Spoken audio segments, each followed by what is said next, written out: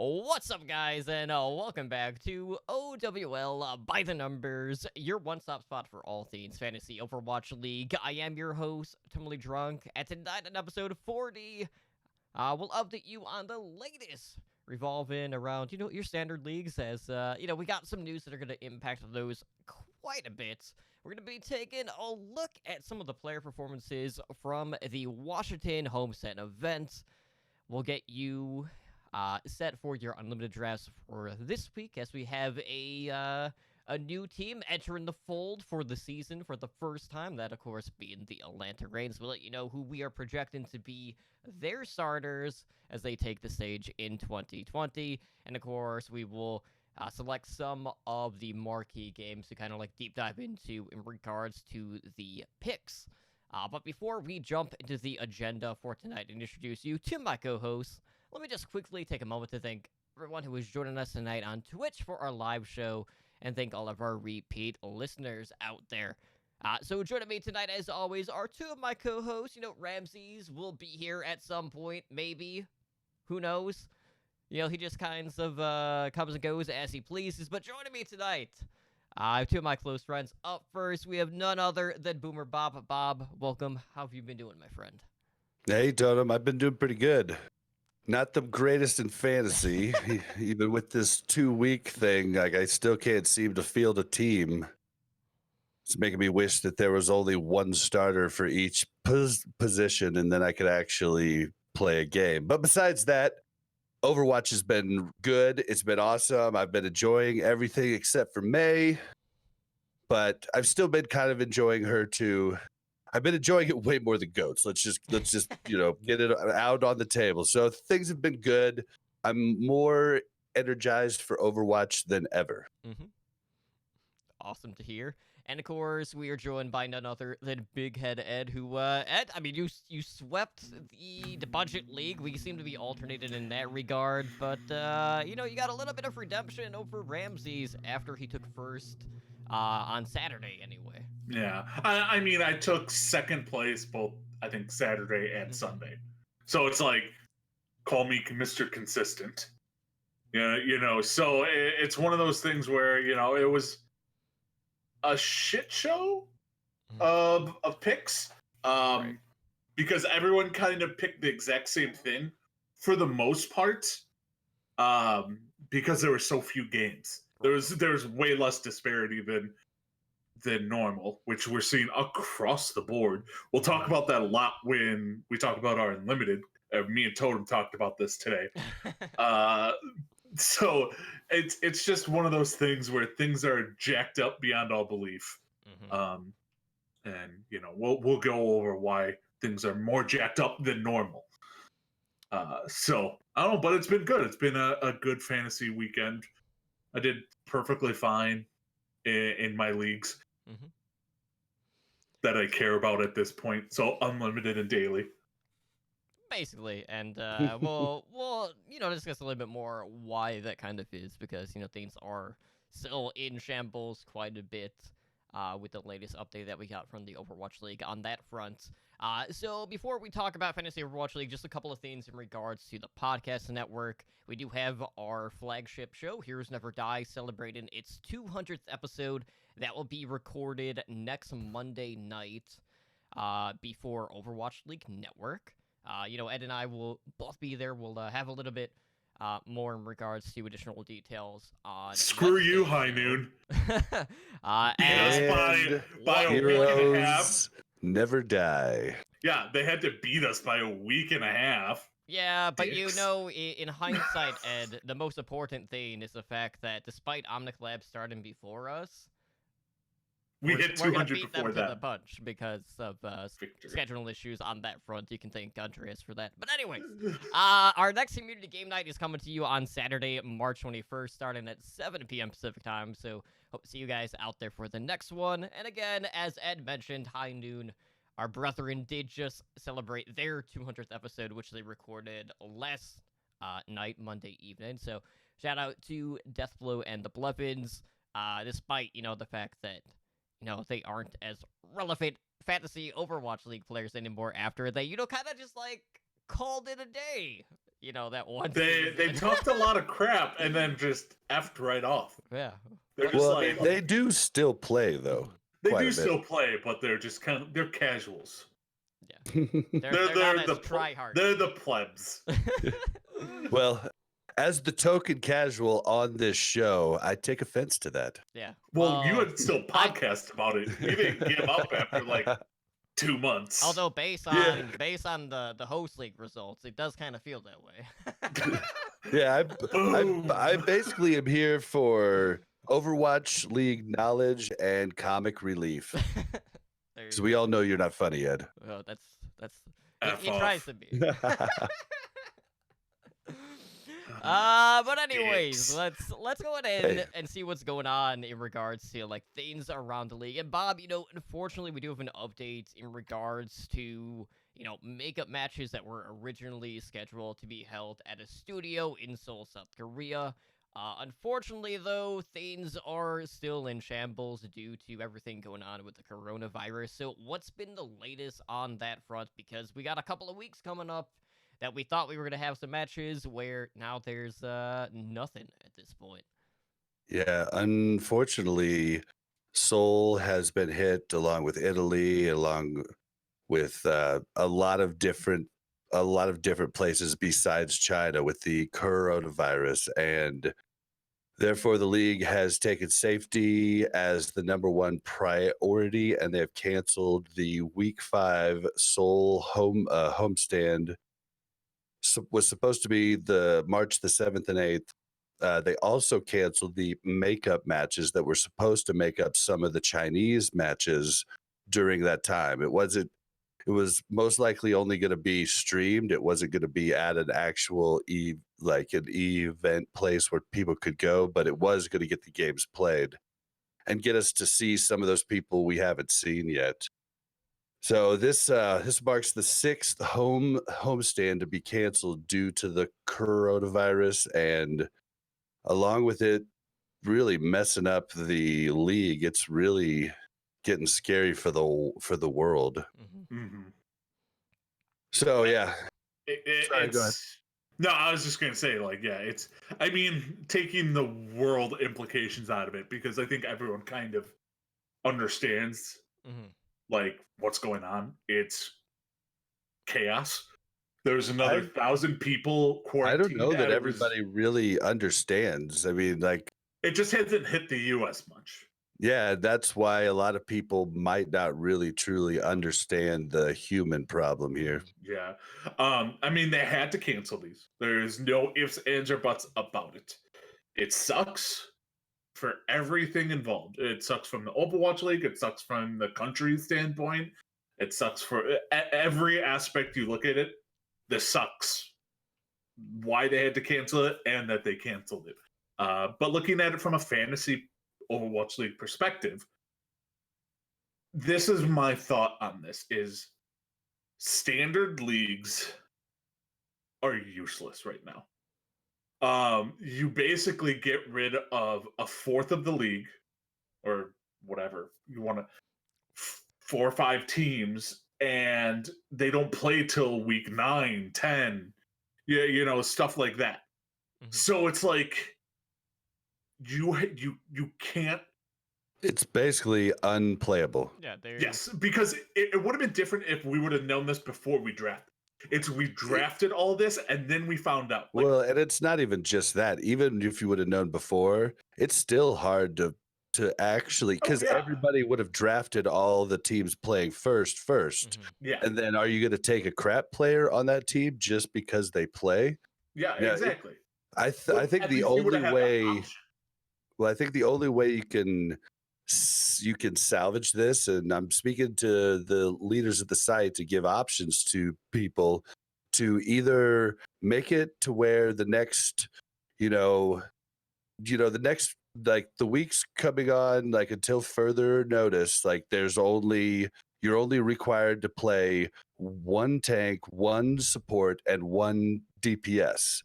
That completely helps the problem, lets you keep the majority of your team, or they just give you the option to say, hey, season doesn't start till week 6 or something like that. Will be after week 7 at this point, because that's basically weeks 5 through 7 are impacted by the latest on this front, and it's very unfortunate. Obviously, it basically brings the number of affected matches up to 33 at this point.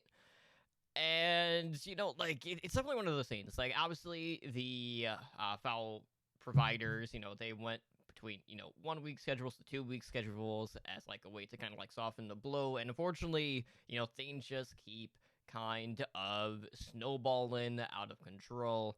But for something like daily leagues, this really isn't going to have too much of an impact. Sure, it might kind of constrain like how many players you're going to be eligible to have in that pool for a given week, but at least you're still able to field a team in this case. So hopefully we'll be hearing more about this at some point, but the big thing is, just ensuring player safety, and, hopefully somewhere down the line we'll be able to get these matches played, whether it is rescheduled during, say, the midseason tournament, which is also kind of like a big question mark at this point. You have to throw the midseason tournament out the window. Yeah, like there's you can't have a mid-season tournament still. Yeah, that's a good point. I actually hadn't even thought of that. Yeah, like there's no way to have a mid-season tournament at this point. I've been wondering. Well, I was wondering for fantasy purposes, what would the who is this person talking? Sorry, for the audio listeners, welcome Ramses to the show. Oh, and he logged off. We lost him again. I'm still here, bro. Oh, okay. Peak internet hours over here just destroy my rate. But hi, everybody. Sorry that I have to be late every week, but I'm happy to be here. Who has here. peak internet hours and have it affect it? I don't think I've heard of that. I don't think I've heard of that since you had to. He has college internet, dude. He has college internet. Bro. Yeah, it's bad. Believe me, I was there for years. So Cox Digital Cable might have a. This is Cox might peak porn watching at your college. Nah, it's peak mom streaming Homeland hours. That's what it is. No, but mom streaming something. What I've been wondering though is what would you guys think about doing either redrafts or having like an official fantasy season start? Like Bob was saying, maybe even like at week 12, 14 at the halfway point. I think they should start leagues over at the halfway point. And is that only because you lost your first game, Ed? Or well, the thing is like I think we should have these options, though. I think we should have all of these options that we're bringing up for the people that don't want to start new leagues, for the people that do. I think they're all good ideas. Yeah, I mean, you're able to start a league whenever. But yeah, I definitely feel like starting in the later half at this point, given the circumstances, might be the best way. Otherwise, like a lot of just the way that things have played out so far, it's been hard on everyone. Unless you drafted with just say never picking any of the Chinese or Korean teams out there so far. Bingo. Best strategy ever, and it worked. Look at me. I'm the winner. I win. Ed's just trying to keep a straight face. I can't. You can't. So audio listeners can't see Ed's just holding back a smile of. I mean, yeah, sure, you won. Yeah, you loaded the deck early. Yes. But didn't think long term on that front. But it's just one of those things. Like we need to see how long into the season that this is actually going to be ongoing. Because right now we don't know when the end is within sight at this point. So it's all just kind of like waiting to see whether or not this is going to die down a little bit, and then we can go from there. But I do agree, like, if we do a 4-man league, I would want to do something for the later half of the season. Like, once we have my thing is everyone in play. My thing is you should almost have to do a redraft because of people like Ramses who are smart. Okay, so what do you do? All right, so you have to keep this exact team for the second half when it's all Chinese teams playing. The waiver wire is a thing, Edward. Like that's. So you're just gonna drop them all the rest of them? So it depends on the size of the league, because I think like in our 4-man league, we're allowed 4 people on the bench. Yes, so it depends on the size of the league because I think in our 4-man league, it's a race to whoever can get the top people available. Like I would think in our 4-man, I think half of the Pacific Division Yeah, I is think still he available. definitely has. Yeah, he has a great point with the 4-man league, but with If you're a in- traditional 10-man Yeah. league, I don't know. But I'm starting to wonder if like a 4-man or 6-man league is actually the magic number I think for what 6 is the Overwatch magic has. number. 6, maybe 8 at the most. Because I think at 10, like we're struggling to put in like crap. I got to put in a backup flex support as like my main guy. I Yeah, gotta. and you're hoping that he plays like at least one map, maybe. Or gets subbed in Exactly. accidentally. People are starting Repel in 10-man leagues. I mean, Like if you're in a 6-man league, I think that's the perfect number because you can add drop people and not be like, well, I can drop this player to get the person starting this week, but then I'm screwed next week. Like you still have quality people on the waiver wire, so you're not starting backups and hoping somebody gets sick. Like that's essentially what you're doing. 6 I think is the sweet spot for fantasy Overwatch. Yeah, and just speaking of different fantasy platforms and formats here, real quick, Fowl is saying that he should be opening up best ball in a week or two, max as a semi solution. Not the same as seasonal, but something fun with the deep benches. So for those that missed that interview that we had with Chris, best ball would essentially just auto place whoever has the most points at that position on your team. It's basically, as Ed had dubbed it, basically like the hit it and quit it, essentially. You do your draft, and then you just leave it. You don't have to set a lineup or anything. What I like excel that. at. Did you really just use the hit it and quit it line? Well, that's what Ed had called it way back Yeah. then. and Oh, yeah. Yeah, it was a hit it and quit it. That's crass, my friend, crass. Really? this is Ed we're talking about. I nicknamed I Roadhog's know new exact- ability sharding. It's Hey, man. a fart shield. Hey, It's I don't even sharding. want to hear it. I came up with that on Watchpoint Radio. But did years you ago. come up with the name of sharding so you can be like, don't worry, everyone, I'm gonna shart all over you.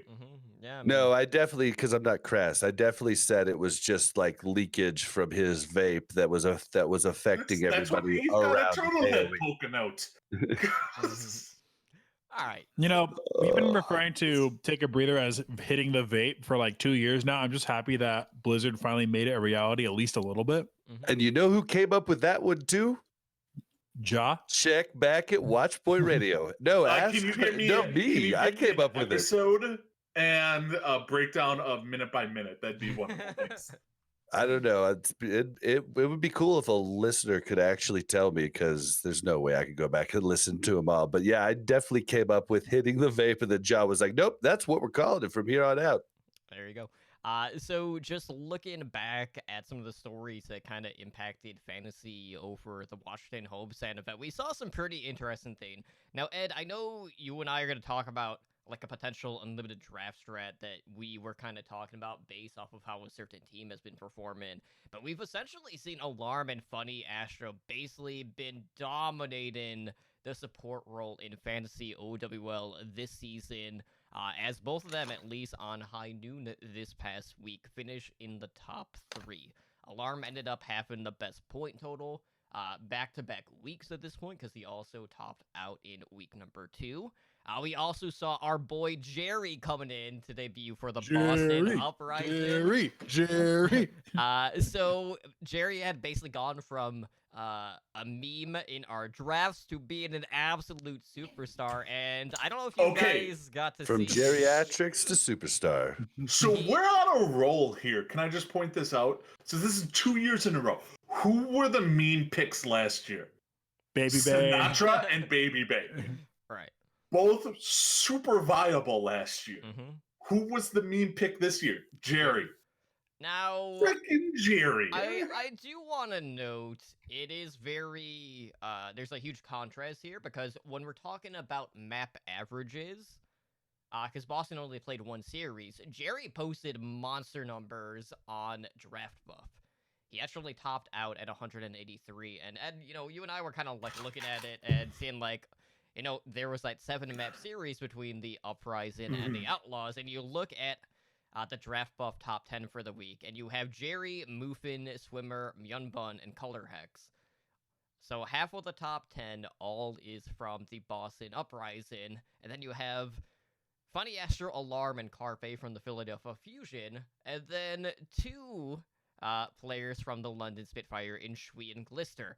No Outlaws players are anywhere near the top 10, despite having 7 maps in that series. Okay.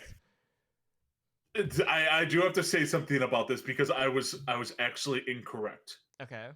So when you first look at the stats, you're like, the Outlaws blow. And they do. Don't get me wrong. They blow. True. They had 2 Speak matches. it, brother. But the reason that none of them showed up on the top 10 is because they had 2 matches. And in Draft Buff, they averaged the 2 scores. Right, which is why... So they take the 7 match and then the ass whooping from the Excelsior, combine the scores and get an average. That's why they weren't as high as the Boston Uprising. And you wouldn't expect Boston to normally be averaging anywhere from like 20 to 50 points higher than the Philadelphia Fusion, knowing how consistent their whole lineup has been in regards to... Yeah, considering they had the 3 up there and they played 2 matches. So that's their average score from 2.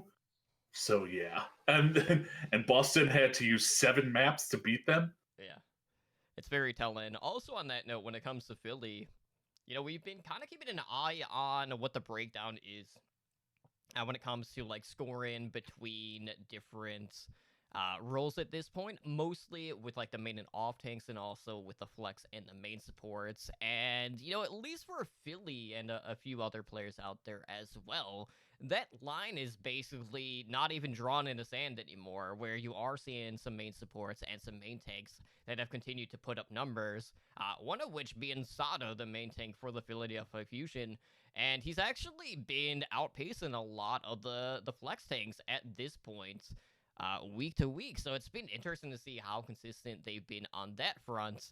And it's crazy. I was actually looking up Sato stats today, and Sato has 101 ults earned, right? The next person is Roar with like 184, and then the next person is like 50. So like Sato's played Reinhardt like 3.5 hours, and Roar's the next one to him at well under 3 hours. I just wonder, like, did I miss it? Have they played every week? Like, does he just have way more games? They've been basically on. Or they go to match 5 more?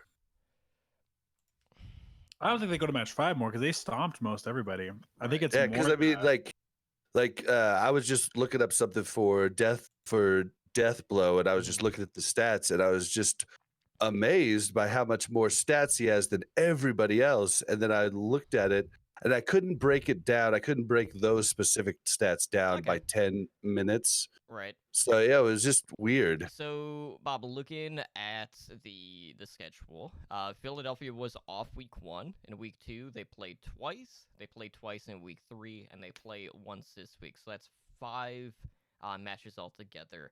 Looking at this, New York is also in the same boat. Houston is also up there at 7 games. You have Florida at 5. Toronto also up there at 5, and Washington at 6. So there's about like 5 teams that are in similar games played at this point. But this is a team that usually plays anywhere from like 4 to 6 consecutive weeks before they have a bye week. So it's a lot less like on and off and more just consistent scheduling, at least for the Philadelphia Fusion at this point. I think you could also make the argument that Sato is not dying as much as Roar, because Sato has a lot more time out there to actually earn ults and to get stats. Yeah, I mean, he is missing a lot of shatters, but he's getting so many. Yeah, I mean, he's getting a ton of damage, and he's also like he's number 1 in. So there's like four stats per 10 minutes. Hold on, I could pull it up really quick. There's 4 stats per 10 minutes. He is number 1 in final blows, number 3 in eliminations, and number 1 in hero damage. These are all per 10 minutes. Then he's also number 3 in he's number, sorry, I'm off. He's like way down. He's like second from the bottom on solo kills, right? So what this tells me is Sato is actually finally playing with his team, Mhm. and that's why he's getting so many stats. I mean, yes and no. I actually, because let's be real here. The team, what's the biggest change that's happened? And Sato might be playing with the team supports better. for their sure. supports is Yeah. Nobody is undoubtedly arguing that. is But the he's biggest. He's definitely, whereas he was playing like Muma is playing right now last year, now he's playing secure and with his team, and he's doing the right things at the right time. He's not But going for the Janus shatters every time. Yeah, and two. Well, he's still missing a lot of shatters, but he's doing the right things with his teams, Mhm. and he is not trying to solo carry like Muma is currently, and it shows. Yeah, and Mhm. it's interesting to note, like, we really thought that Philadelphia Fusion, knowing the backline that they have with the Alarm and Funny Astra, would be like this hyper aggro team, and it really hasn't played out that way. They haven't been as aggressive as we thought. It's mostly Carpe going on the flank set. They're being aggressive in that line, but they've been more reined in this year. But across the board, Philadelphia Fusion have just been dominating Fantasy OWL. I mean, heck, they're also undefeated in regards to the Overwatch League, so there is that too. But, at least for right now, they've basically been the fantasy juggernauts of this season. And, Washington has fared fairly well in their own right, but they've just kind of been like that a pretty large step behind, and then there's a drastic cutoff between, basically those teams and then the rest of the league at this point. Because that, even you and I were talking about, like, that the differentials that we've seen out of the DPS this year, it's kind of been an absolute shit show in regards to how DPS are doing, where you see Carpe and even Ivy to an extent posting some pretty good numbers. Corey's up there, Stratus has had a couple of good performances, but then there's just a lot of people that have been stuck in like the middle of the pack or even in the lower echelon at this point. I mean, the Fusion have been on a league of their own in fantasy wise. Like we were talking, and this kind of goes into a little bit of our next topic, but like, how do you not start everyone on the Philadelphia Fusion? Like, if you're doing the unlimited, how do you not play all of them? I have one word for you. Erster. Okay, you have a captain spot. You have a flex spot, yeah. So you have 7 people. Mhm. So you can start Erster, and you can start the rest of the Philadelphia Fusion. Because the top 2 players this past week, and I think 2 of the top 3 the week before, have been the support line for the Fusion. Mhm. Automatic starts. Carpe, number 1 DPS. Automatic start. Ivy, top 3, top 4 DPS every week. Start them. Poco, Sato, good tanks to have because they're pumping out numbers. Now the only thing is though, like you still forget Atlanta hasn't played. Yeah. You could capitalize big time. I think Atlanta and Defiant, if Atlanta's what I think they are, I think it's going to be a pretty good game and maybe go to map 5, which means points. And but we don't know same with who's Paris and Rain. We don't know who's going to play with that.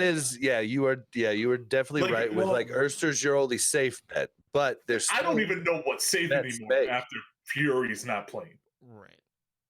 Well, you were the one to rename Poco Bombs after Hotba had one freaking good week. They were literally calling absurd. it Hot Bombs because they're dumb. You shouldn't have jumped off the bridge. Like just because they asked you to jump off doesn't mean you have to.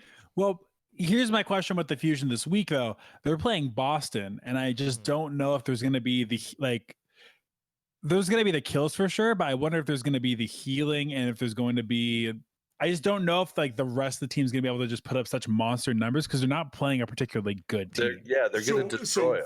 From a tank perspective, the only ones that I would feel safe starting is Nevix and Hanbin. No one else. No Hawk? Obviously. Can you Okay, guarantee me well, he's playing? let's discuss Atlanta really quick. So obviously Atlanta hasn't debuted yet. This is a full 12-man roster this year for Atlanta. You have Airster, Baby Bay, Edison, and Sharp for your DPS. There's a lot of flexibility there as well. Now we have seen primarily McCree paired with the May. And there's a lot of rookie talent kind of like injected into this team. They brought back Kodak and signed Fire. But I feel like for the most part, we're not as worried in regards to the support lineup in regards to potential different iterations. Dogman really stepped into his own this past season, especially in Fantasy OWL. And Mazah has been really the most consistent player on that roster entirely. So I feel like if there's one thing that is more surefire in regards to a bet, it's that the support line isn't going to really see any iterations on that front.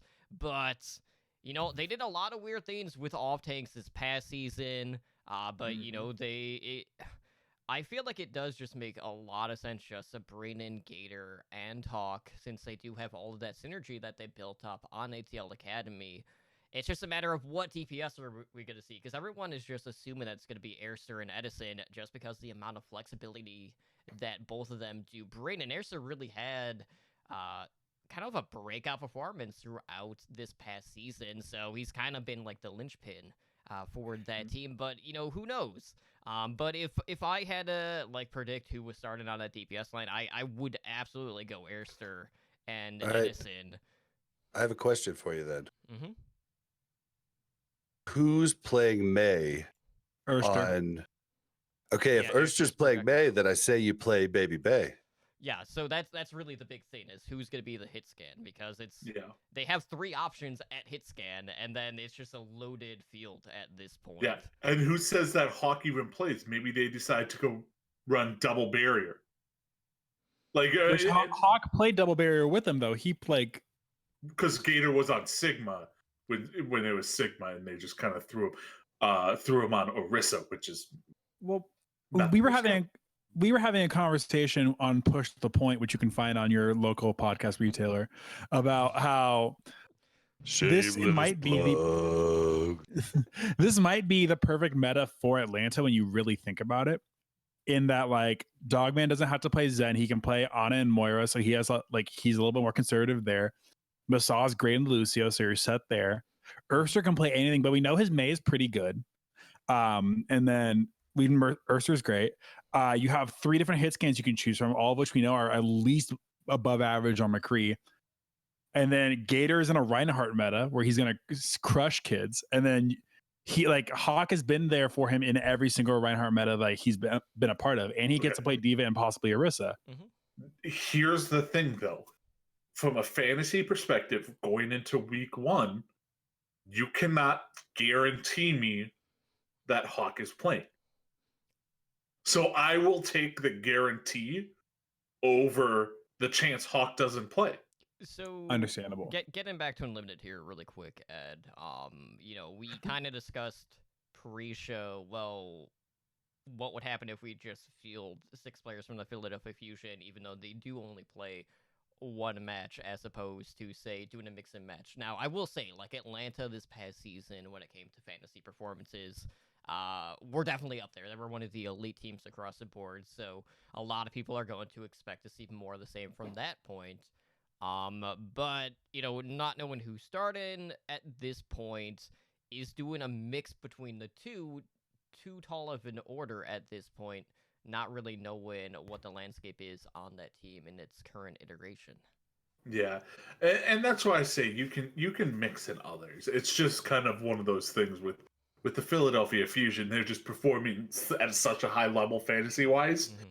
You can make an argument for literally every single player on that team. Now, granted, Nevix is probably one of the safest bets out there for tank because he has no backup.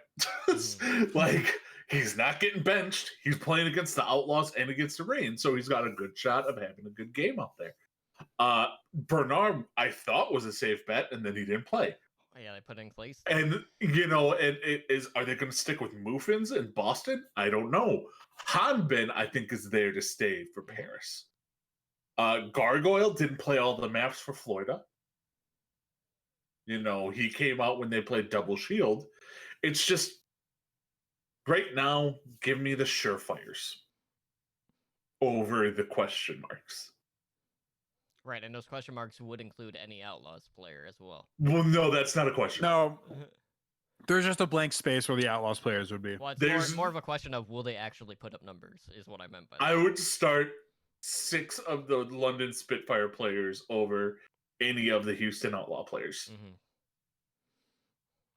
Like, it's sad Maybe to say. Jexay. Maybe. I Jexay would be maybe. the only one I'd even touch, but even then, that's it. Even then, I mean, you're looking at who's their main support? Not Jexay, Sanguinar. No, for London. Yeah, think about Sanguinar? Sanguinar. Didn't he pop off fantasy wise this week? He was top 10. Environmental kills was through the roof for that kid. Yeah, so like even then I'd take the main support for Spitfire over Jexay. So yeah. I think What that made applies people- more to. This applies more to standard leagues if you are like scratching to find something rather than unlimited where you can pick the best of the Yeah. best. Right. Yeah. So, if you want to know just really quick, like who's playing 2 games this week, you have Atlanta, Florida, Houston, London, and Toronto as teams that play 2 games this week. Now, Glister. Glister actually had a rebound performance, I would say, Mhm. this past week. I know he kind of had like a slow start, but just looking at these teams, is there anyone else in particular that you guys are potentially eyeing to start in your unlimited leagues? Because I know like we've kind of had like this safety net of the Justice players as they've kind of been like the secondary option in most cases, but we're not going to have that. I would say for me personally, Yaki Okay. from the Mayhem. And I really wish he was an off tank Mhm. diva player. Because then they could be Yaki bombs. No? No, Boo. doesn't work. Kind of like Rafi bombs. Rafi bomb. Sector Or From Sa- the or league, Saki. yep. from the league. You also missed Yep. that connection too. Yeah, my buddy was the cameraman for the first 4 seasons of that, so I definitely know that show. Oh, okay, he's logging back in. That's all good. All right, so outside of that, like, it's just a weird week because when you look at a lot of these teams that are eligible for 2 games, a lot of them have been teams that have been making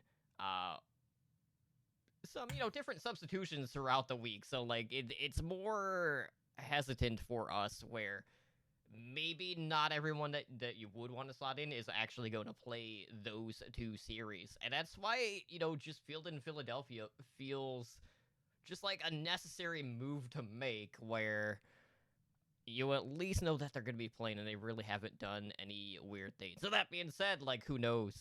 Maybe Philly will throw Boston for a loop and do something completely off-kilter for them, but they've at least been consistent.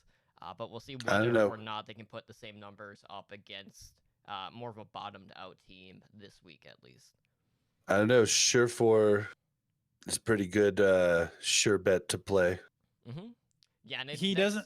That's pretty obvious too, because every time that they don't play Surefour, they just look like a completely different team. I think he's the brains of the team at the moment. I don't think he's the shot caller, but I think he's the brains. Mhm. Like I'm almost positive he was the one that said, "Guys, let's not play meta. Let's just do this." And I bet you anything that he called the dive swap. Right.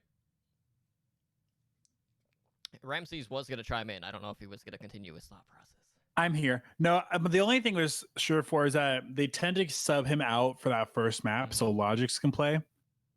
And even so, he's still, at least with draft buff, putting up good points. But I think that's my only like reluctance with him is that you don't know how, like, if he's gonna miss that first map or not. I think at this point you would hope he doesn't. I think it's obvious, but Yeah, that's true, and there have definitely been more substitutions on Control, more so than really any other of the map types up to this point. But looking ahead at this week, Houston is going to be hosting this weekend's homestand event. They are still looking for that first win, and we are going to make our picks for both of Houston's matches so far. But Ramses, as our resident Outlaws fan, after watching that grueling 7-map series with the Boston Uprising, and I've talked to a couple of different Outlaws fans and just kind of like vibing off of them and seeing like, okay, how are you feeling right now after that? And then it's kind of been all over the place. Booger felt like a little bit better, but then like there's like that little like bad taste in his mouth after like, well, we won a map, we won a couple of maps actually, but we couldn't close it out. There's still questionable decisions in regards to swapping flex supports throughout the series. How are you feeling going into this, knowing that they still haven't quite found their footing, and they might have a trap match coming up on Saturday at least, after what London was able to do this past week? 100% lost Ramses. We totally did. Yeah, Ramses is lagging out. Well, then I will throw that to you, Ed. How were you feeling about Houston's chances against London after, London had a pretty dominant defensive performance, at least in some regards, and pulled off the first reverse sweep right. that we've seen? Hi, All Ramses. right, I'll answer this. It was for only Ramses. dominant though, Bro, like maps 3 to 5. It looked pretty shaky. Maps, 1 and 2. That is true, but it's also a fact that they kept their composure, and the maps that they did win, I would argue, were more dominant than what we saw on the other side of things. Oh heck yeah! so I apologize for my internet on this one. I don't know what's happening, but I keep going in and out. For Houston versus London, I think I told Lobo this before. At least it won't be a surprise when we're the third homestand team to lose both of our games.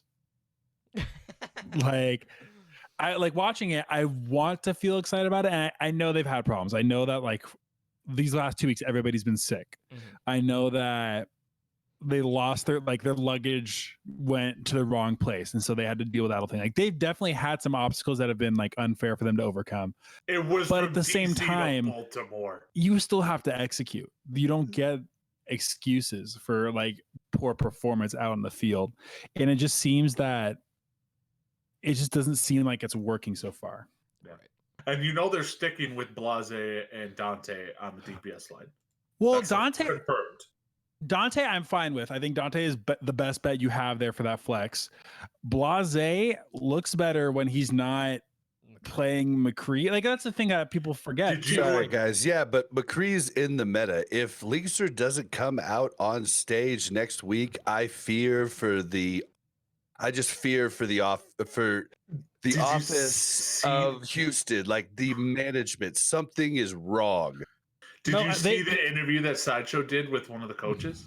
With Dream. I did, and it was all just the easy questions. And yeah, They were softballs. he does shot calling, and like I'm sorry, you shouldn't have your DPS shot calling, and like it was just no, there's no excuse. Well, Well, and that's the thing with it too. Sorry, Tatum. That's fine. Like, you saw the Outlaws looked so much better when Blase, a guy who's been a flex DPS for his entire career, got to play those flex DPS Exactly. characters. Yeah, Doom looked great. Looked great. Doom- I mean, it looked Doom looked awesome. great. From what we're hearing, I know we did get confirmation that Linkser is actually sick and that he will be at the homestand, but we've talked about it. I could see them pulling a Valiant situation of just going in like in a week or two. If like you lose another 2 times and it's another 2 stomps. Yeah, well, Leaguer just tweeted out today a video saying that he's excited to meet all the fans and to make sure to buy tickets for the Houston homestand. Didn't look sick at all, so I think he's better. If he's But does not that on mean- the stage, I'm sorry. Outlaw, Does that mean they're gonna put him pull on your Fajik's head, duty? You know though? what I'm saying? They're gonna put him on Fajik's duty, where they just send him to all the watch parties, but not actually to play. Like, I mean, they already did it with Mendo, so yeah, wouldn't be too much of a I don't know. stretch. I'm actually looking from a fantasy perspective. This game is why I have Glister in my lineups for Unlimited, just because I think Glister is going to destroy these kids. If he has to go 1v1 versus Blase, I don't think it's going to be close. Yeah, and on that note too, like when you compare Blase's McCree to the field, Blase is definitely bottoming out compared to the rest of the league, and it's The pretty absolute evident. worst. Yeah, And I think every stat. that Now, you can when are they track per bringing 10 in? minutes. When are they officially bringing in hero pools? Next week. Next week after this coming week, they're So- going to do the drawing on Watchpoint On after the Sunday. broadcast on Sunday. Mhm. So basically, they're like, I wouldn't be surprised if some of these teams are like, we're sticking with these DPS lineups, knowing that this is like McCree May. So you're is saying not- Houston's sticking with just not having a hit scan? I don't It's think. I don't, Houston. yeah, Mm-hmm. sorry, Houston, but I don't think that's gonna matter. Like, if you don't have a hit scan, there's still a lot of hit scans. You know what I mean? It's not for diversity. No, but the thing is this isn't going to be the meta after this week. Yeah, but you Great still man. probably will want a hit scan. Just Winston saying. wasn't good enough to play last year. On Oh. Zarya and Brigitte. Yeah, well, It's not like Houston was good enough where they didn't need the help. So I guess asking for you guys between Carpe like, wasn't good at Zarya either. so I think it's pretty fair to assume. I think it's pretty fair to assume between the four of us that we're all picking a London victory in this game, correct? Yeah. There's no way I can pick Houston. I do not have any confidence in Houston right now. Like we've started to see a little bit more cohesion, but like it's still been so sloppy, especially in that Muma is Boston so series. bad. Yeah, I and did love though how when they were starting to come back in that 7-match series, the sideshow was like, "It's like they're learning to play Overwatch right before our very eyes." Right. So good. Now, I will say, like, obviously, there's been a lot of discussion about how Muma has fared on main tank. And I feel like if there's one thing we can agree on, if there's one other main tank in the league this season that people have been just as hard on, if not much harder, it's J-Mac from the London Oof. Spitfire. Now, you know, I've talked about how I really feel like Muma has kind of been boomed by a lot of the Korean main tanks. And for the most part, he has been going up against Korean main tanks throughout the entirety of the season. Like, if we're trying to figure out if Muma is past the point of no return where he's not going to be able to recover, if J-Mac comes in and has a similar performance of what we have seen from the rest of the counterparts against Muma this week, I feel like we'll have our answer at this point. So that main tank battle this week is really going to mean a lot just to gauge where Muma is as a player at this point within his career. Something I've just noticed, you know, I think a lot of people have noticed is Muma's charges. Like, he's literally just trying to do everything for the team, and his charges are really out of whack. Right. And it puts him out of position. Yeah, I mean, like Sato, you're only seeing charged like a fraction of a meter. You know what I mean? Like, he'll charge when it's right there, or he'll counter charge. Muma's like literally doing that thing you see in Gold, where the Rhine just charges, you know, 15 meters into the team, and even if you get the kill, you lose your Reinhardt at that point. So if you kill the Reinhardt, you push. But if you kill something else and then you die as the Ryan, I mean, it's over with this meta. So it's not like Goats was. Yeah. I mean, the thing was, I don't know if any of you saw Leg Day's breakdown of the game, but there was a point at the end of Junkertown where Muma like turns to Earthshatter and he Earthshatters, and it's not like it was blocked. It went off fine. No one was anywhere remotely close to the Earthshatter. He just shattered nothingness. I mean, sometimes your instincts are off then. I just think at this point we know he is permanently mentally boomed, where I think he's tried to carry this team far enough where it's just. I mean, you're. Sorry, Yeah. I didn't mean to interrupt. You go. I just wonder if maybe we see him in a Sato situation next year where he actually gets like a decent like support line behind him. Yeah, But, Already like, maybe. replace the whole support But I level. mean, Okay. my thing is like you can't really bench Muma. Like there's You don't have another no option. other person on that roster that's going to play Rod, and that's one of the things that that Sideshow's interview with blanking on his name again with Dream. with Dream. You know, he said like Reinhardt takes a lot of intuition and it's a lot of feel for the other Reinhardt and mental outplaying games. And I mean, I don't think you have anybody else to put in. You just need to get Muma to trust his team. Yeah, and I mean, I think that's the thing. the one of the main problems here is too is just seeing some of the substitutions that they've been doing on the support line where we don't know Groundhog Day. when Repel's going to be in. We don't know when. Oh, no, we do Ruckus is know. going to be in. Well, for the most We- part, but Oh, like We Every know other exactly every other match. Until- Groundhog Day. unless it's a map that they didn't practice for. But the problem with that Gotcha. is just the fact that it's so hard to like build that sort of synergy on the back line, knowing that you're always going to have a different duo on the field. And I really feel like that sets Houston that much further back where they just they're like making one set, but then like everyone else, like they're walking and everyone else is basically running at this point, you know? And it just feels like they're constantly having these hurdles that they're having to jump through. And you know, it's not looking good because I mean, you look at their matches, and I don't favor them in either match this week. And I know, you know, Houston wants to buck the trend of the alternating like home teams either going 2-0 and 0-2, and not feeling it this week. I feel like they're going to be in that 0-2 hole yet again, and they're still going to be searching for that first win. When all is said Although- and done. There was the one thing though. Houston did spread their illness to a lot of different Overwatch teams. Ramses is doing some weird stuff for this mic, but Sorry about that. like Houston spread their illness across the teams that were at the last homestand. So maybe they're playing the long game. I heard that on Are they High Noon trying? Are podcast. you betting on them infecting the other team with a sickness to try and win their homestand? Well, I will Nope, say I'm this. just that is giving the you, ultimate maybe. conspiracy theory. Okay. Is the Earth flat? Well, Is the it's moon not mine. landing, It's not mine. It's High Noon Is- podcast. Is the Wow. moon landing fake? You tell me, Ed. Okay, so you know, Washington. I did could do not a whole win. podcast on that. Washington Just run, didn't Totem. win Take it. Either Take it and run. Yeah, Washington didn't win either of their home games, but you know what? They still performed in fantasy, and that's more than Houston can say the entirety of this season. Because honestly, like at this point, you can't even tell me Houston has even stepped on the stage. Like it really feels like that because they're that much behind at this point.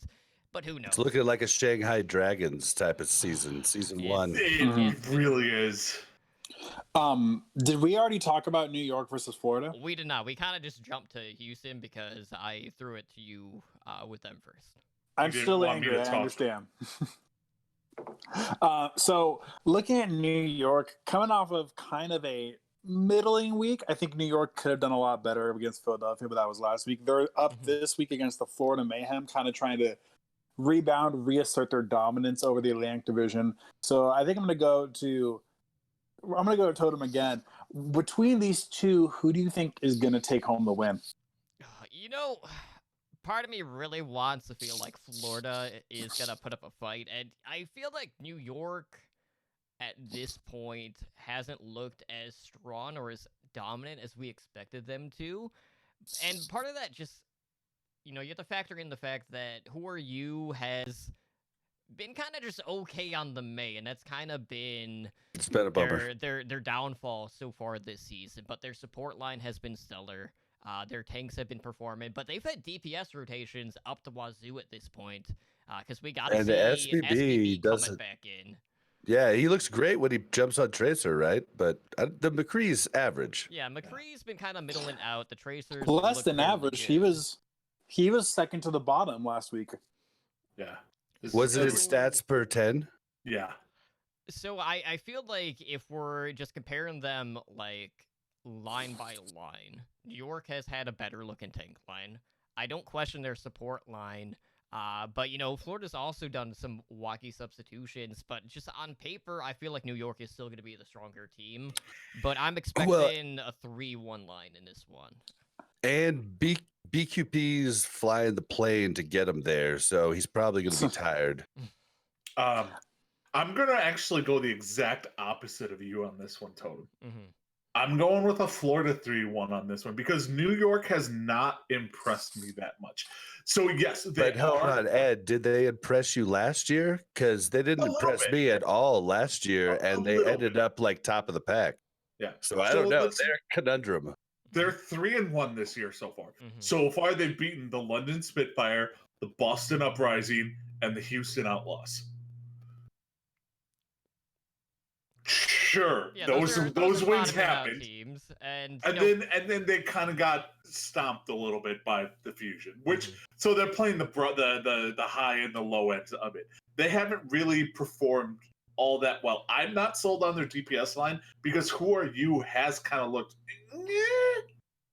on the main, and Sebaobi's McCree has not been phenomenal. Yeah, I mean, Who Are You's performance on May is like had me going, who are you? Yeah, and Jonak and like the support line, fine, they're good, they're good. Don't 1v1 Jonak ever. Hotba is an average off tank, I'd say. He gets flashy plays, but he's an average off tank. And Mono's a pretty good main tank. Like I'm not sold on them to be a top 6-7 team. Right now they strike me as like 7, 8, 9, 10 team. And that's why I put Florida. Like Hoppa is probably like gonna be pretty good, but he played Fusion this last week, and every bomb he threw, like Fusion disengages like roaches when you turn on the lights. I mean, it's uncanny. They're just boom, gone. And you're like, what just happened? So it's impressive. So I mean, you can't judge them just like I think Hoppa just needs you to be less defensive and more offensive. I just like when I look at the tank line, I actually give the advantage from what I've seen so far this year to the Mayhem. It's just a matter of, are the Mayhem going to field like their normal starting six, or are we going to see what they did this Karayan and prior Fate time where we see the double barrier? Yeah, if they start off with Byram, I'm immediately flipping my prediction. Yeah, but I would say at the end of the day, though, like when we compare this to seasons past, like we will expect this one to be closer compared to past matches that we've seen before. Well, and you can look at, Definitely I think agree with their that. coaching did an interview where they said like they were mostly experimenting with lineups on week one, but like their plan is to like, I think going forward, their plan is to run Karai and Gargoyle Gangnam. Like there's no way you're not running Gangnam Jin. I'm sorry. Like there's, I understand experimenting with Byram because you're playing the Houston freaking Outlaws, but like, I think they're going to run Gangnam Jin. 2 more games to look at. Whooping Gangnam style. So Bob, we got Paris Eternal versus the debuting Atlanta Reign coming up this week. I know we talked about. We lost We're not sure who for the DPS line or even for the toe. Domo arigato, Mr. Roboto. All right, Ramses, reset because I feel like there was a good question coming there, but you lagged out. Damn it, Cox Digital Cable. So Atlanta Reign, thanks a lot. Yeah. Thank you for adding Thanks, the Atlanta digital Reign. cable. Thanks. Thank you. Since Cox owned them. So Paris has looked pretty good in recent weeks. I think they're going to be better than we initially thought. But Atlanta is one of the hottest teams coming into this league. They have this incredibly stacked DPS line, a wealth of really good tanks. Who do you think is going to actually take home the victory this week? This one is really hard because Paris has looked really good, and Ben Best is on game, but I really truly think for these first few weeks, what has made the difference in teams, the biggest difference across all teams, is if you have a carry McCree. And Paris has got to carry McCree. Like Eggsy is unbelievable. Like, and so I just don't know with Atlanta Rain. I don't know if they're going to try and put Erster on the May. Like, I just don't know. And I feel like I have to go with Paris and, what I know. Well, I want to chime in here really quick and counterpoint this McCree comment. There are teams out there that do have a carry McCree. Say, I don't know, Bob, your Dallas Fuel, who couldn't walk away with the win despite Decay posting some pretty absurd numbers. Yeah, but I mean, if you talk about the Dallas Fuel taking on the San Francisco Shock, who many believe is one of the best teams in the league. It's the same case here, though. A A lot of people peg Atlanta as one of the elite. But I mean, if Stryker hadn't come back, Dallas would have been in a map 5 with them. So I mean, potentially, and I think Dallas is pretty struggling on a lot of other things, and so the carry McCree really carried. You know what I mean? I will say Paris has been a pleasant surprise, and with the addition of Hanbin coming in, now that he is eligible to play, he had a very strong performance. But XE, man, he's been holding his own week to week in regards to all the major stats categories, and we haven't even seen Paris's final form, but on paper, like I will say, like Paris and the Toronto matches have been bringing in a lot more intrigue, where we've been seeing a lot more composure than what we were initially anticipating on both sides here. Yeah, it just makes me think, what are we going to see when, we haven't seen 6 teams. We're going to see Atlanta this week, but there's still 5 teams we haven't even seen. And one of them has Profit. Mm-hmm. Like, I mean, there's just so much still up in the air right now. Right. Eddie, what are you thinking? I'm picking Paris Eternal. Wait, did Totem ever actually pick? No, I'm not in this one. Oh, I'm picking Paris Eternal just because I think I love what the Eternal are doing. If they stick with Hip on their support line, and FD God are kind of like unsung heroes on this team, because everyone's talking about Hanbin and Ben Best and XE and stuff like that. But I think everybody's talking about the Reddit Lucio, FD God, and Rain from Valiant. Like, I think a lot of people are talking about that. FD God and Hip are the real all stars of this team. But then you have XE, and Nico's May has been phenomenal. I think it's up there with Ivy's. So I think this is a legit, really good team now that they have Hanbin in there. So I'm going to go with Paris Eternal just because, honestly, I don't know what the hell to expect from Atlanta. I'm a little surprised, but I get the reasoning. I'm excited to see the game. I think it's going to be one of the better games this weekend. I personally think Atlanta will take it. I will say, though, like, when it comes to Atlanta, they've been hyped up quite a bit, but maybe not as much as, say, like the Titans or the Shock. So when we see these other teams really playing up, this is going to be a good idea or a good understanding of seeing, just how good a team like Paris or Toronto is going to be compared to, say, that next tier up. So if Paris comes in and they, get a 3-1, a 3-0 or anything like that over Atlanta, that definitely is going to tell us a lot more about how good Paris is, as opposed to Atlanta, knowing that, Atlanta's just coming in, and then the next time they play, they'll have hero pools, where Paris has been more adjusted to the current meta, knowing that they've already been playing a couple of matches so far this season. I agree. I think just Atlanta has too much firepower. Last game that we're going to cover for this weekend, going from a really good game to maybe a not very interesting game to watch. Toronto Defiant versus the Houston Outlaws. Ed, I know that you said you didn't believe in Houston for their game against London. Have you changed your perspective at all for their game against Toronto later this weekend? Nope, they're going to lose 3-0. Plain and simple. They're losing 3-0. And we're going to get to see more fair play, because they're going to come out in style on Blase if they don't put in Linkser. So we're going to get to see some off-hero picks. We might get to see some Tracer. It's going to be exciting, just like it was watching New York kill them. Mm-hmm. So at least we have that. It's something. Totem, what are you thinking?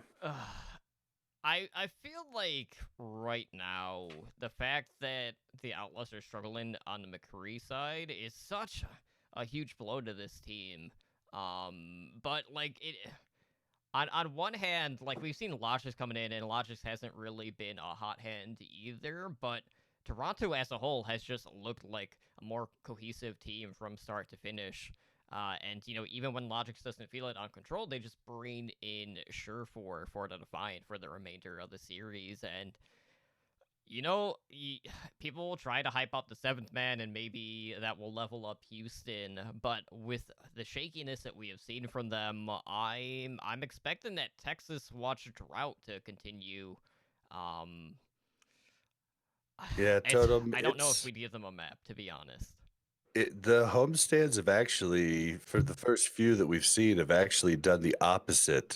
And it was something Frito mentioned on Owl Recap last night, is that like fans don't really know how to cheer at the moment. Like if you're watching an NFL game, you cheer when the other team's offense is on the field and they're trying to call a play. But you're dead silent when your offense is on the field trying to call a play. So he's saying like fans like might just not understand when to cheer. Like when your team's in trouble, you need to be silent for them so they can, you know, have comms and figure it out rather than yelling. And there's something I just hadn't really thought about. Well, when your team is constantly in trouble, though, I feel like that puts things in a different kind of perspective. Crickets. That's well, I mean, the downside. How many Houston fans are going to show up with paper bags over their head? I kind of wish I could. I know D Hulky's going to be there with his crew, so I think we should encourage them to do it. Honestly, as bad as it is, I'm kind of hoping we get like a Philadelphia football reaction when we inevitably lose both of our games really badly. Where like, I hate that I've become this pessimistic, you guys. I hate it, but so you're okay. To be clear, you're saying by Philadelphia, you're saying they boo the home team. I feel like we're gonna see it. I think we're gonna see it because you look at any of their social media, and I doubt it, man. I doubt it. Not maybe Reddit, at the end of the season, Dude, not the first one. You saw the Philly fans. Esports fans are not the same as sports fans. They are a lot nicer. You can look at like not like their nerdy social media, like we're talking even just like the basic social media, like Twitter or like even Instagram, and all of their social media is just full of people being like, "Yo, what the hell is up with this team? Right. Why do we suck so dang bad?" Like, that's the thing of it, is like the casual fan of the Outlaws is even at that point.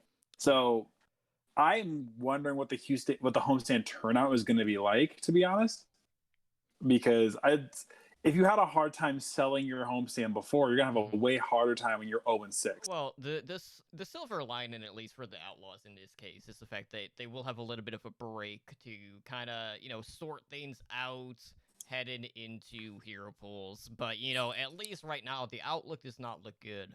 But hopefully, once they have this little bit of a break, they can go back to the drawing board and hopefully come back with something that is going to work a little bit more effectively, since they honestly have looked like the 20th team. Or just the worst team that we have seen so far within the Overwatch League. Now, that being said, I do know we are starting to run long, and, you know, we have hosts that need to get to other things in that regard. So I think we close things out for tonight. So on that note, Ramses, why don't you go ahead and let our listeners know what are the best ways to help us out as a podcast is? Of course, the best way you can help us out is by showing your support through a review on your podcasting platform of choice. It gives us the feedback that helps us make the show better, and it makes us way more visible to other people looking for Overwatch League fantasy content on their podcast provider. And constructive criticism or any other feedback is always welcome. And we always make sure to read every review, especially if it's one criticizing Ed or myself. So please hit him, throw him at us. Absolutely. And if it's about Ed, like, I'll definitely retweet it, especially if it's lashing out at him. I'm okay with it. Yeah, it's been a while since we've got an email about anything like that. So. That's because they're hating me on the Apex podcast. Yeah, you took them to another network. I took them to a different platform for them to shit on me. Hey man, everybody has their own stick, right? Right? I guess I'm the hated one. Oh, I love you, Eddie. It's Don't okay. worry. It's okay, Ed. Maybe we'll get the reverse effect for episode 200 of HND. Maybe that's when finally we'll rein people in a little bit. I don't know. We'll have to wait and see on that front. But outside of that, we do have a way to find additional content for our listeners to consume. So, Bob, why don't you go ahead and let them know about what we have going on in regards to Overwatch Recall? You can find a listing of several Overwatch League, and Path to Pro podcasts over on our website at owlnshow.com/OW Recall. I always almost screw that up. Episodic listings are released every Sunday night. To keep up to date with the podcast scene, follow Overwatch Recall on Twitter at OW Recall. Yeah, and I'm hoping Do to it. get some interviews booked here shortly with more creators on that front. So stay tuned for more details on that. But of course, we do have a couple of other ways that you guys can directly support our show. So why don't you take it from there? All right, so you can help support the show if you'd like to show to our network. Show additional support to our network of Overwatch shows. Consider pledging via Patreon. Tier start at just $1 a month. More information can be found over at patreon.com/OWL Network. You too can join the likes of our master and above patrons, Blazing Bob, Brendan, Jay-Z, Owl, Kesha, and Agent Light for helping our network grow. Totem, why don't you take my normal position and tell them how to contact the show? Well, I'll be sure to do that and not flub my way through it. You can contact us via email at contact@owlnshow.com. We are on Twitter at OWL by the numbers. Follow us on our website where you can find like basically all our podcast episodes. And I know Spider's working on an article in regards to the Washington homestand event. I've been doing daily fantasy OWL content also on our website recently. More info on that probably tomorrow at www.owlnshow.com. You can find all of our stuff on YouTube as well at youtube.com/c/Overwatch League Network. And we do have our community over on Discord at discord.me/OWLN so things are always hopping, definitely more so during the Overwatch League season, but definitely join our Discord, get in reach with us, and, you have to be there for game nights, all of that good stuff. And we do stream on Twitch at twitch.tv/OWLN And just as a reminder, we are a Twitch affiliate, so you can help support our show by subscribing to our channel and earn our network emoticon. And we do stream basically Monday through Wednesday for our podcast. So we have Overwatch League Network, Mondays at 7 p.m. Pacific time. We have this show, OWL by the Numbers, our fantasy Overwatch League show, every Tuesday at 6 p.m. Pacific time. And then, of course, we have our variety Overwatch show that Edinar and myself do, Heroes Never Die, that airing at Wednesdays at 5 p.m. Pacific time, except for next week when we record on Monday for episode 200. So we really hope you guys come out for that one and celebrate with us in that regard. And, of course, we do occasionally do game nights and stream on kind of like a flex schedule outside of that as well. So if you guys have not followed us on Twitch, one, what are you doing with your lives? And two, please do that so you know when we are live. That way you can get notifications on that end. So with that being said, if you would like to contact myself, you can find me on Twitter at TumblydrunkCTR. And I do stream on Twitch Mondays, Wednesdays, and Thursdays at twitch.tv/TumblydRunk. And Ed, where can our listeners get a hold of you? Lord, you can reach me on Twitter at EdnarOverwatch or on Twitch at twitch.tv/Ednar, which this Saturday I will start my first time playthrough of the new Star Wars game. Have you not played Fallen Order yet? Nope. So Me here's the thing. either. I'm getting it soon. I'm the worst old school, worst gamer. I've played literally 7 video games since Nintendo 64.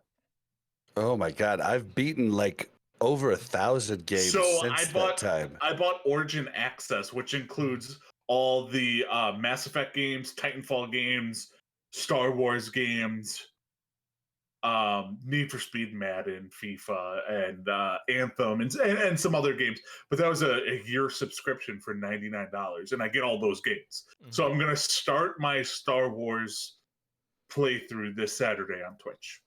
So good. Look forward to it. Sweet. Ramses, where can they find you at? You can find me at Ramses_OW, where I hopefully will have better internet next time you see me. And yeah, it's a good time. Usually my week consists of me either trying to tease Labasco or trying and failing to tease Ednar. So it's a good time.